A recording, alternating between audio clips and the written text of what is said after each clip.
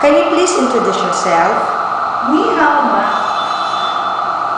My name is Eugene Savio. I'm 31 years old. I am married with 2 children, aged of 1 and 6 years old. I am college level with the course of computer science. What job are you applying for? I am applying for caretaker.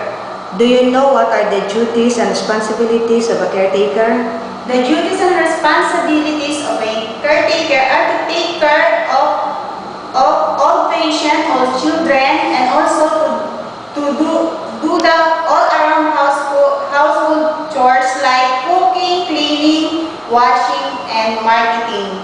Do you have experience in taking care of children? Yes, I have. I am the one who take care of my children since birth up to the present. I cook for them, feed them, and I bath them, teach them good manners, and attend their needs. How can you handle naughty children?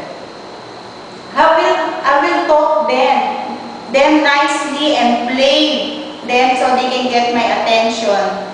Do you have experience in taking care of old patients? Yes, I have. I am taking care of my sick grandfather. She has hypertension and arthritis. I cook for her feed and take medicine. Do you know how to do household chores, especially cooking? Yes, I know how to cook household, especially Filipino foods, and I am willing to work. I am willing to learn how to cook Chinese recipe.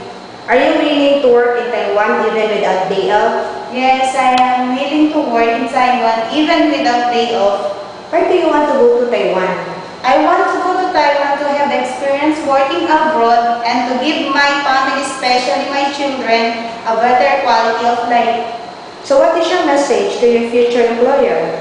Sir and Madam, please give me a chance to work in your household. I am hardworking, honest, and nice person. I am very flexible and cheerful person. I promise to work with all my best to make you happy. Thank you very much and have a good day. Thank you very much and good luck. Thank you, Mom.